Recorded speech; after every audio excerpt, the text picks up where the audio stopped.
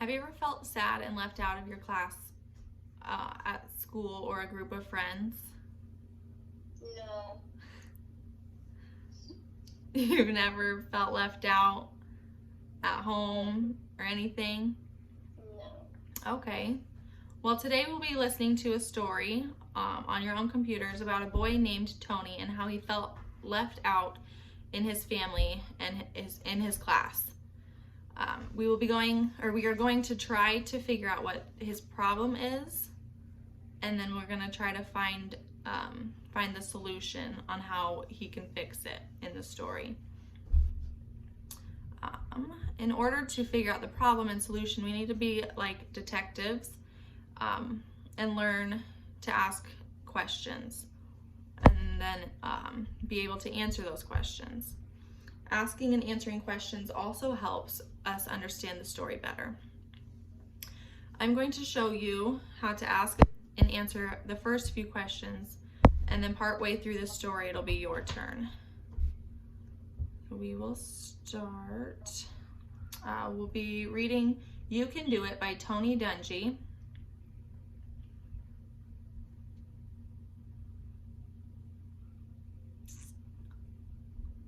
And here we go. You Can Do It by Tony Dungy, illustrated by Amy June Bates.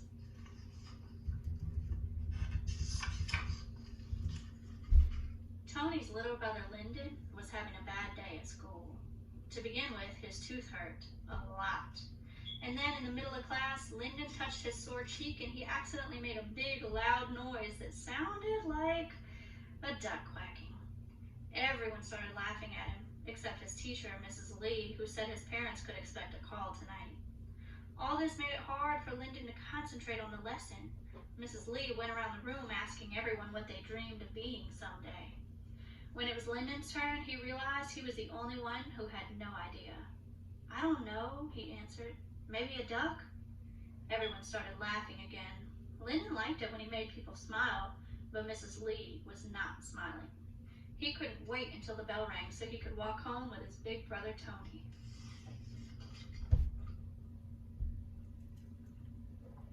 So what are some of the problems Tony's already having in the first couple pages?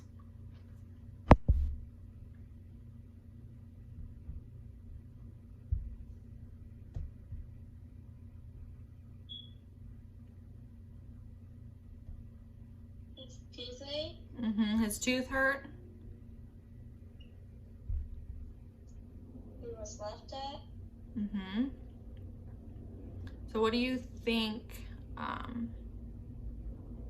do you think you could help him fix that? Do you have any ideas just from that? No. Okay, well, we can keep on listening.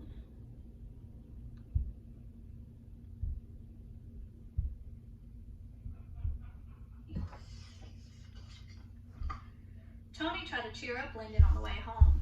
Hey Lyndon, why don't you go out for a long pass just like I taught you? Tony called as he pulled the football from under his arm. The ball spiraled through the air in a perfect arch and landed in Lyndon's arms with a soft thud. Lyndon waved the ball proudly. Maybe someday I'll be as good in sports as you are, he said to Tony as they continued to walk home.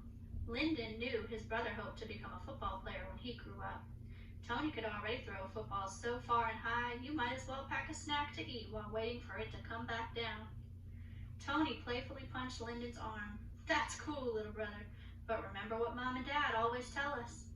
I know, Lyndon said. Whatever it is that you want to do, you can do it. Trust God and dream big. But Lyndon wondered if playing football was really what he wanted to do.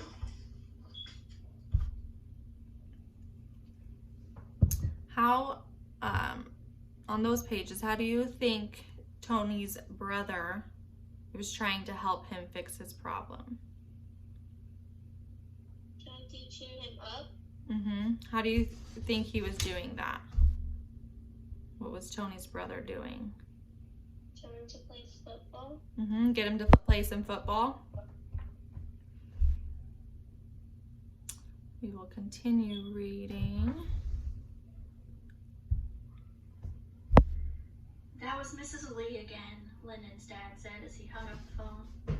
What did he do this time? Lyndon's mom asked. Was he quacking like a duck during math again? Actually, no, Dad replied. This time it was an English class. Oh no, Mom sighed, then added, but you have to admit he does have a great duck call. That he does, agreed Dad, as they watched the boys race to the house behind their sisters, Sherry and Lauren. But he should not be doing it in the middle of class. Mom, Dad, guess what we did? Asked Sherry. We saved a baby bird and put it back in its nest, said Lauren eagerly. You'll both make great doctors or nurses someday, exclaimed Mom with pride. Maybe I'll be a doctor or a nurse someday, thought Lyndon. Just then his tooth gave him a sharp pain, and he remembered what had happened at school. Lyndon, Mrs. Lee called today. Dad took a closer look at Lyndon. Why are you rubbing your jaw? I wasn't quacking this time, Dad. My tooth was hurting, and when I rubbed it, Lyndon pushed the side of his mouth, and out came a loud quack. Next thing I know, everybody was laughing. Lyndon turned to his mother and said, Mom, my tooth really hurts. Mom took a closer look at Lyndon's sore tooth. This tooth explains today, but does that explain the other 2 calls we've gotten from your teacher? No, said Lyndon. I just like to make people smile, but he put his hands in his pockets and tried hard not to cry. Besides your tooth, what's wrong, son? Asked Dad. It's just that Tony and Sherry and Lauren know they're it, and I don't know my it. They're it? Asked his dad. They're it, what they dream about, what they want to be. It's like you always tell me, you can do it, dream big, but I don't know what it is. Don't you worry about that, son. I promise you, you'll find your dream in your own time. For now, let's put something on that tooth to make you feel better, and we'll get you fixed up in the morning. But Dad could see that Lyndon was still feeling down. How can I make this better, he thought. How can I help Lyndon find his dream?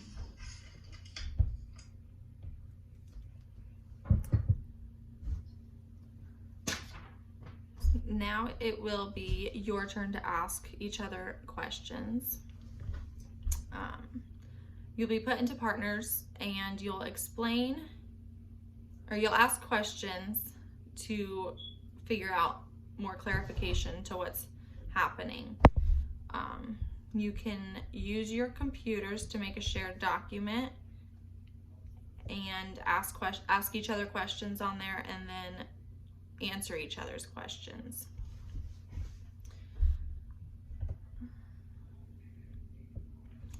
Make sure you are focusing on the problems and solutions in the text. You should each be writing your own questions on the document and then answering your partner's questions. Make sure you're using the proper punctuation. Question marks go at the end of a sentence.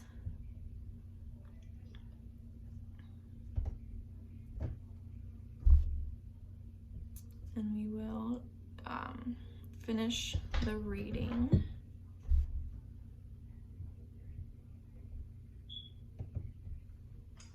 It was Tony's turn to say the dinner prayer, and that night's was extra special. Dear Lord, thank you for the blessing us the way that you do. Thank you for the food, and thank you for our dreams.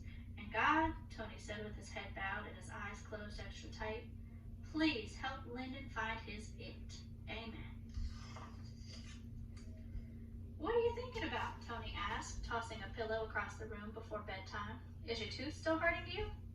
A little, answered Lyndon, but I was thinking about your prayer tonight, Tony.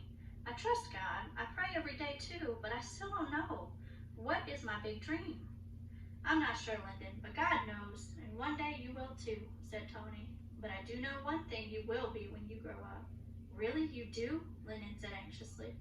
Yeah, no matter what you do or how big you get, you'll still be my baby brother, Tony teased. And as my baby brother, you have to go to bed before me. Good night, Lyndon. Early the next morning, Dad and Lyndon were on their way to the dentist, but they had to make a stop at Dad's science lab first. There's something I want to show you, said Dad. Why don't you come look in the microscope? Lyndon peered into the lens and saw squirming squiggles and bubbling blobs. Awesome, said Lyndon with amazement. That's my it under there, said Dad with a smile. Huh? Asked Lyndon. Your it is what you love to do, and it's something God has given you the talent to do. That's what makes it so special, son. Sometimes dreams are as big as the ocean or as small as a microbe. With faith and hard work, you'll recognize your it someday. I didn't realize science was my it when I was your age. Really? So I still have time to figure it out? Asked Lyndon, feeling relieved. Plenty of time, answered Dad. Just keep having faith. One cavity filled and good as new, said Dr. Clark. That's it, said Lyndon with amazement and relief. That didn't hurt at all. He ran his tongue over the smooth surface, now filling the top of the tooth that had been causing him so much pain. He gave Dr. Clark a big smile. That's what I like to see, said Dr. Clark. I love to make people smile. Me too, said Lyndon. You're good to go, Lyndon, unless you have some questions for me. Lyndon had lots of questions. How did you squish that stuff into my tooth? And what's that tube thing? And what's that machine? One question at a time, laughed Dr. Clark, picking up a giant set of plastic teeth. How about we start with these? A few weeks later, it was show and tell day at school. Lyndon stood in front of the class and explained some of the amazing things he'd learned from Dr. Clark. When you make people feel good, they smile. And that's why, when I grow up, Lyndon said, I want to be a dentist. He winked at Tony, who was watching from the doorway. Good for you, Lyndon, said Mrs. Lee. I think you can do it. I know you can do it, little brother, said his very proud big brother Tony. And he did. The end.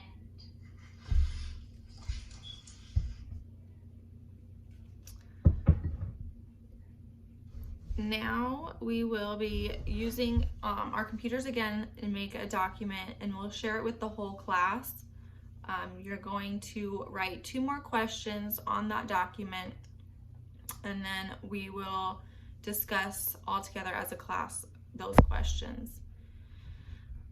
You can ask who was in the story, what happened, when it happened, where they were, why it happened, or why they were feeling the way they were feeling, or how they were feeling that way.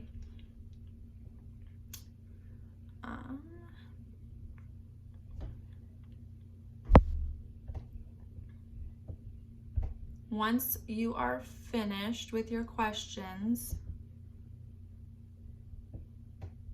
again, we'll go over it as a class, and then you'll have to write a paragraph